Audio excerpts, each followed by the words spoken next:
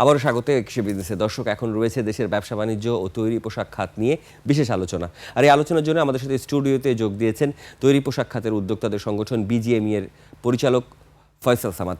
দর্শক, একুশে বিজনেসের এই অংশটি দেখছেন আলোক হেলথ কেয়ার অ্যান্ড হাসপাতালের সৌজন্যে, powered by national agri care group.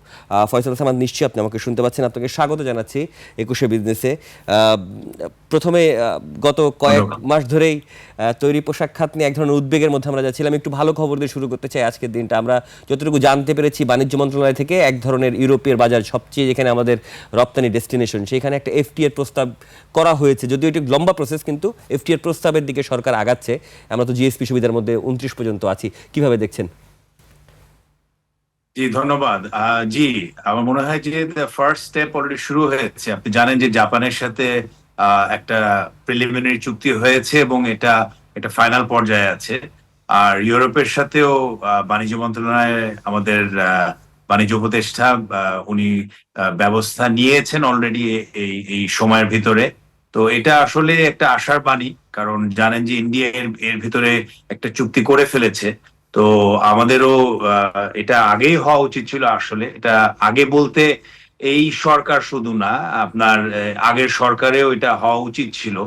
তো যাই হোক, এখন বেটার লেট দেন নেভার। প্রসেস শুরু হয়েছে।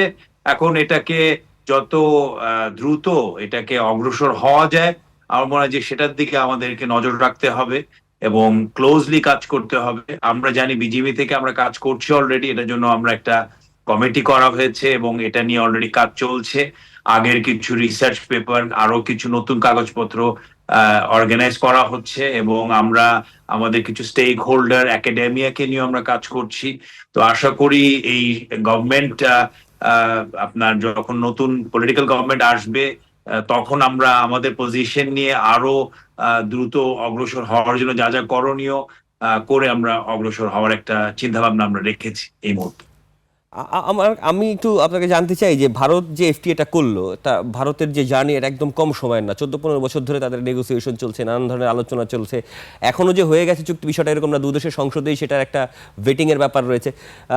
আমাদের এইখানটায় তো আমরা তো এক ধরনের দেরি করে আসলাম, সেই সমালোচনাটা বাদ দিলাম। কিন্তু এই প্রসেসটা এখন শুরু করলে কত বছর সময় লাগতে পারে বলে আপনি মনে করেন, লজিক্যাল ভাবে?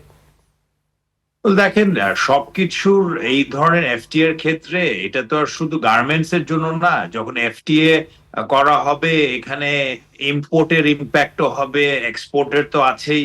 তো ইটস আ মাল্টি লেয়ার্ড এবং কোয়াইট এ কমপ্লেক্স ম্যাটার। কারণ এটা এফটিএ করতে হলে সবকিছু দেশের থ্রেটস, অপরচুনিটিস সবকিছু আপনাকে ডিটারমিন করতে হবে। তো ইন্ডিয়ার 13 বছর লেগেছে, কারণ ইন্ডিয়ার মতন বিশাল দেশ, তাদের তো আরো মার্কেট অ্যাক্সেস এর ব্যাপার আছে, স্পেশালি তাদের নিজেদের মার্কেট অ্যাক্সেস।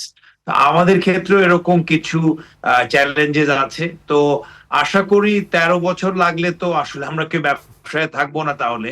তো এটাকে মানে একটা রোডম্যাপ আমাদেরকে দাঁড়া করাতে হবে, শুধু বিজিএমইএ বা গার্মেন্টস এর জন্য না, পুরো দেশের জন্য। তো এটা রোডম্যাপ যদি দাঁড়া হয়, আমাদের তো করতে হবে যেটা, যে উইদিন দ্য এলডিসি গ্রাজুয়েশনের এই টাইমের ভিতরে আমাদেরকে এটা সাকসেসফুলি এফটি এটা করতে হবে। তার মানে ম্যাক্সিমাম 2 ইয়ার্স, কারণ 3 বছরের মাথায় তো আপনার জিএসপি এলডিসি, সুবিধা পাবো যদি না। আমরা এবার গ্রাজুয়েট হয়ে যাই, তাহলে তার 3 বছরের ভিতরে আরো যা সুযোগ সুবিধা আছে সেটাও তো আর পাবো না। তো এর ভিতরে করতে হবে যা করণীয়। জি, এবার একটু যেহেতু আমরা কথা বললাম এই বিষয়টা নিয়ে, আপনি ট্রাম্প ট্যারিফের ব্যাপারটা যেতে চাই। আমরা যতটুকু জানতে পেরেছি, বাণিজ্য সচিব কালকে মাহবুবুর রহমান সাংবাদিকদের ব্রিফ করেছেন, আমি ছিলাম সেখানে। তিনি জানিয়েছেন যে 9 ফেব্রুয়ারিতে একটা চুক্তি স্বাক্ষরের দিকে বাংলাদেশ এবং আমেরিকা যাচ্ছে, এবং সেক্ষেত্রে অনেকগুলো যে শর্তগুলোর কথা ছিল, তার কিছুগুলো বাংলাদেশ পূরণও ইতিমধ্যে করেছে। গম, ভুট্টা এগুলো ইতিমধ্যেই বাংলাদেশে চলে এসেছে। জ্বালানিটা কথা রয়েছে। যেই কথাটি তিনি বারবার স্মরণ করে দিয়েছেন যে এক্সিস্টিং যে শুল্কটা দেওয়া হলো, 35.5% যে শুল্কটা এখন আমাদের দিতে হবে, সেইটা আরো কমানোর সুযোগ আছে যদি তাদের তুলা ব্যবহার করে আমরা ব্যবসা করি। তুলা নিয়ে এক ধরনের বিপদের মধ্যে আপনাদের যাচ্ছেন দিনকাল। একটু বোঝার চেষ্টা করতে চাই যে মানে মার্কিন তুলা এনে মার্কিন যুক্তরাষ্ট্রের বাজারের জন্য সেই কাপড় বিক্রি করা, ইজ দ্যাট খুব কমপ্লেক্স কি বিষয়টা, নাকি বিষয়টা ইজি হতে পারে? না আসলে কমপ্লেক্স বিষয় না, এটা এটা ট্রান্সফরমেশনের একটা ব্যাপার। এটা অলরেডি তো এই ট্যারিফ হওয়ার আগেই আপনার ইউএস কটন তো বাংলাদেশে আসছে, এবং in fact Bangladesh is one of the largest consumers of US cotton. যে জায়গাটা হচ্ছে আপনার সেটা যে এই এই এই এখন ইউএস কটনের আমরা, আমি বলবো যদি মানে সুবিধা পাই ইউজ করার, সেটা আজকে আমাদের টেবিলে এসছে। এই ট্যারিফের বলতে পারেন ট্যারিফের জন্যই হতে পারে একদিকে। আর শুল্কটা কিন্তু 16 বা 26%। ট্যারিফটা separate to the import duty. তো রাইট নাও ট্যারিফ হচ্ছে 20% বাংলাদেশের জন্য। তো এখন যদি আমরা ইউএস কটন ইউজ করি, যেই সর্ট অফ যে কন্ডিশন গুলো এখন আপনার বাণিজ্য মন্ত্রণালয়ের উপদেষ্টা এবং সচিব মিলে যেটা, এবং অন্যান্য গভর্নমেন্টের ঊর্ধ্ব কর্মকর্তা মিলে যেটা নেগোশিয়েট করছে, চেষ্টা করছেন, যেটা বলেছেন 9 তারিখে একটা সাবসর্ট অফ একটা ফর্মাল ডিক্লারেশন হবে, সেখানে জানা যাবে যে এই ইউএস কটন ইউজ করলে তাহলে এটার যে মানে আপনার যে কনভার্সনটা, ইউএস ফাইবার হচ্ছে কটনটা, সেখান থেকে সুতা হবে, সুতা থেকে গার্মেন্টস তৈরি হবে, তখন ওই গার্মেন্টস এর উপরে কি ধরনের আপনার রিডিউস ট্যারিফের ইমপ্লিকেশন হবে, সেই ক্যালকুলেশনটা আমরা ওয়েট করছি জানার জন্য ফর্মালি। বাট এইটার ওরকম কমপ্লেক্স কিছু না, এটা আমাদের হিসাবের ভিতরেই আছে। এবং এটা যারা এই যে বললেন, যারা BTMA, Bangladesh textile Millers association, যারা স্পিনিং এবং টেক্সটাইল করে, এটা তাদের জন্য একটা সুখবর ইন ওয়ান রেসপেক্ট, কারণ এটাতে তাদেরকে ভ্যালুয়েশন করার একটা সুযোগ হবে।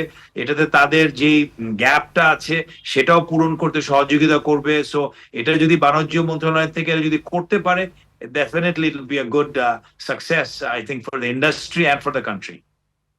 আপনি বক্তব্যের শুরুতেই জাপানের সাথে এফটিএ এর ব্যাপারে একটা কথা, এফটিএ না, সেটা মুক্ত বিনিয়োগ চুক্তি, সেইখানে কথা ছিলেন $1 বিলিয়ন মার্কেট আমাদের আরএমজি সেখানে গ্রো করেছে গত কয়েক দশকের মধ্যে।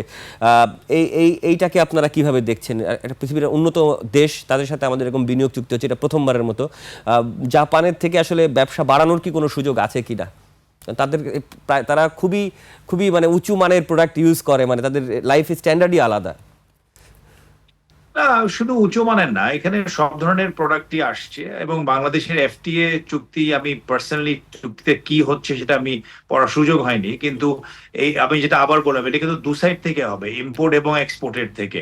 তো সেখানে চুক্তিতে আশা করব যে গার্মেন্টস সেক্টরের জন্য একটা ভালো সুবিধা হবে, যে এই ধরনের চুক্তির মাধ্যমে আমরা এলডিসি গ্রাজুয়েশন করে গেলেও আমরা ডিউটি ফ্রি বা রিডিউস ডিউটিতে অ্যাক্সেস পাবো।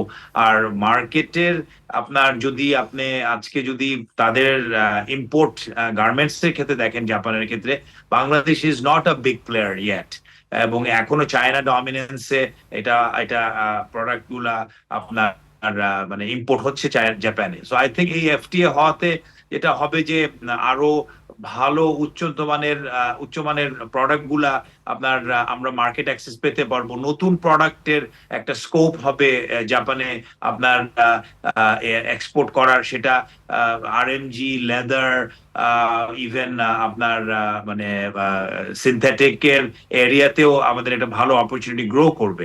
So any FTA is good, কারণ it is a mutual approach.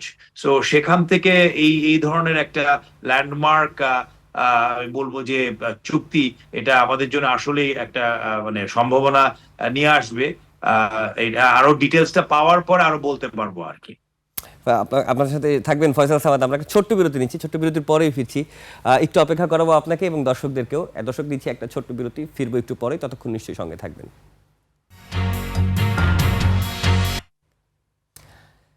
দর্শক, বিরতির আগে ব্যবসা বাণিজ্য ও তৈরি পোশাক খাত নিয়ে কথা বলছিলাম বিজিএমইর পরিচালক ফয়সাল সামাদের সাথে। প্রিয় দর্শক, 21 বিজনেসের এই অংশটি দেখছেন আলোক হেলথ কেয়ার অ্যান্ড হাসপাতালের সৌজন্যে, powered by national agri care group.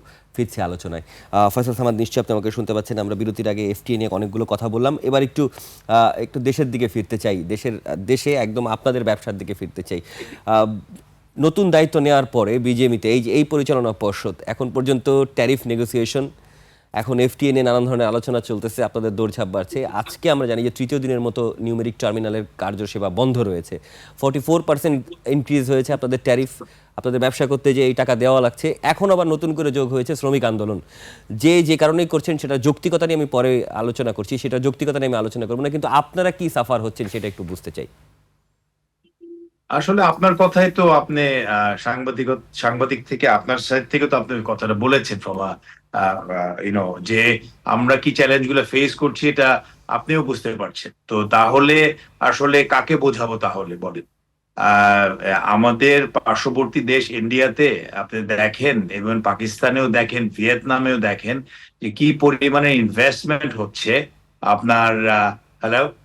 জি, আমরা শুনতে পাচ্ছি। যে কি ধরনের ইনভেস্টমেন্ট হচ্ছে আপনার এই আরএমজি সেক্টর বা টেক্সটাইল সেক্টরে। কারণ তারা বুঝতে পারছে যে যদি আপনি সামনে আপনার এই ইন্ডাস্ট্রিতে যদি ইভেন এন্ট্রি নিতে চান বা সাস্টেইন করতে চান, তাহলে কিন্তু আপনার সব ক্ষেত্রে কম্পিটিটিভ হওয়ার জন্য যা যা করণীয় তা তা করছে তারা। ইন্ডিয়া ইভেন এই সময়েও ইন্ডিয়া একটা বিশাল বড় ইনসেন্টিভ দিয়েছে তাদের গভর্নমেন্টের থেকে, এই বিকজ অফ দ্য ট্যারিফ। এটাকে জানি ম্যানুফ্যাকচারার জানি এটা সাস্টেইন করতে পারে এই ট্যারিফের জন্য, তার একটা বিশাল আপনার একটা ইনসেন্টিভ ডিক্লেয়ার করেছে। তো সেখান থেকে আমাদের বলবো যে একটার পর একটা চাপ আসছে, এবং এটা যে কেউ আমরা বুঝতে পারছি না তা না, কিন্তু কেউ আমরা এটা বুঝে এরপর এই চাপটাকে রিলিজ করার জন্য বা রিলিফ দেওয়ার জন্য বা ইন্ডাস্ট্রিকে সাস্টেইন করার জন্য কি কি স্টেপস গুলো দরকার, আসলে সেই স্টেপস গুলো কিন্তু নেওয়া হচ্ছে না। আপনি পোর্টের কথা বলেন, বিগত 3 দিনে পোর্ট একটা গো স্লো মোডে আছে। পোর্টে কিন্তু কাজ 8টা থেকে 5টা কোনো কাজ হচ্ছে না। তো এটার জন্য যে আবার এখানে এক ধরনের ব্যাকলগ সৃষ্টি হয়ে যাবে, এবং এই ব্যাকলগ সৃষ্টি হয়ে গেলে কিন্তু আরো সমস্যা ফেস করব আমরা। তখন বাইরেরা আরো মনে করবে যে যে বাংলাদেশের ইনস্টেবিলিটি বাড়ছে, এবং এটা তো আমরা চাই না। এবং এটা চাই না আরো, যে এই যে আমেরিকার সাথে যে একটু আগে আমরা যেটা আলাপ করছিলাম যে ট্যারিফের যে একটা রিডাকশনের সম্ভাবনা, এটাতে কিন্তু আপনি মনে করেন কি আমাদের কম্পিটিটিভ দেশ কি তারা কি ওয়েটিং অন দ্য লাইন না, যে বাংলাদেশের একটা ব্যাড নিউজ হলে সেটাকে কিভাবে করে প্রজেক্ট করতে পারে? এমনিই তো আমাদের সামনে ইলেকশন আছে, এই ইলেকশন সুন্দরভাবে হোক আমরা সবাই চাই। তো এখানে যদি কোনো ধরনের সমস্যা হয় সেখানেও তো আমরা একটা আবার গিয়ে আমাদের ইমেজের একটা একটা একটা একটা দাগ পড়বে। তো এইগুলো সবকিছু আমাদেরকে কনসিডার করতে হবে, করে রাইট স্টেপস গুলা নিতে হবে।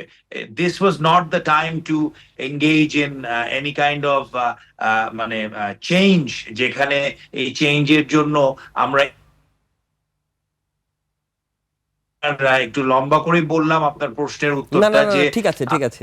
যে আমাদেরকে আসলে মানে এখন তো এই মুহূর্তে আমরা সবাই ইলেকশন মুখী।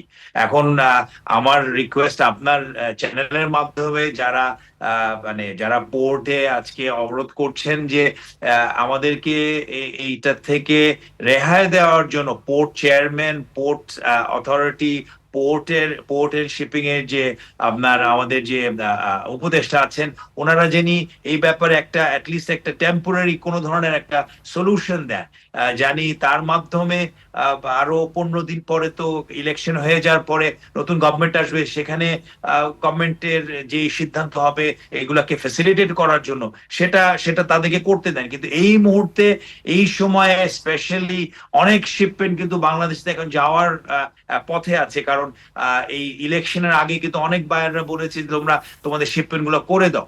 তো এগুলো আসলে এইটা কিন্তু overall it's not a good message যেটা আমাদের দেশের থেকে যাচ্ছে বা আমাদের সেক্টরের জন্য সেটা। একদম এক এক কথায় উত্তর জানতে চাই আমার কাছে। 3 দিন যদি 8 ঘন্টা করে কর্মবিরতি থাকে টার্মিনালে, আপনাদের তো 4% যে ইনক্রিজ যে ট্যারিফ সেটাই দেওয়া লাগতেছে। এইখানে কি কোনো কম্পেনসেশন অন্ততপক্ষে বন্দর থেকে আপনাদেরকে দেওয়া হচ্ছে কিনা, যেহেতু আপনাদের ক্ষতিটা বেশি? ছোট্ট করে উত্তর দিলে হবে। ছোট্ট করে উত্তর দেওয়ার একটাই আছে, নো কম্পেনসেশন, রাদার মানে এই এডিশনাল কস্ট। কারণ যখন শিপমেন্ট যাবে না তখন তো আমাকে এটাকে উড়োজাহাজে পাঠাতে হতে পারে, তাহলে এটার কস্টটা তো আপনি চিন্তাই করতে পারেন। তাহলে তো এর জন্য না, no compensation. I hope compensation দেওয়া হতো, বাট নো কম্পেনসেশন। আর Thank- কম্পেনসেশন দিলে তাহলে তো আসলে আমরা মানে আই উইল ফিল এলাইটেড।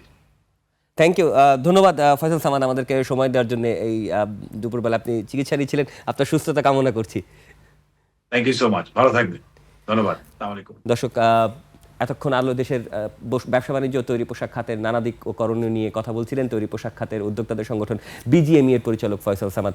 নিচে একটা বিরতি, দুপুর 2:30 আবারও ফিরবে 21শে বিজনেসের আয়োজন নিয়ে। দেখার আমন্ত্রণ রইল, 21শে সঙ্গেই থাকুন।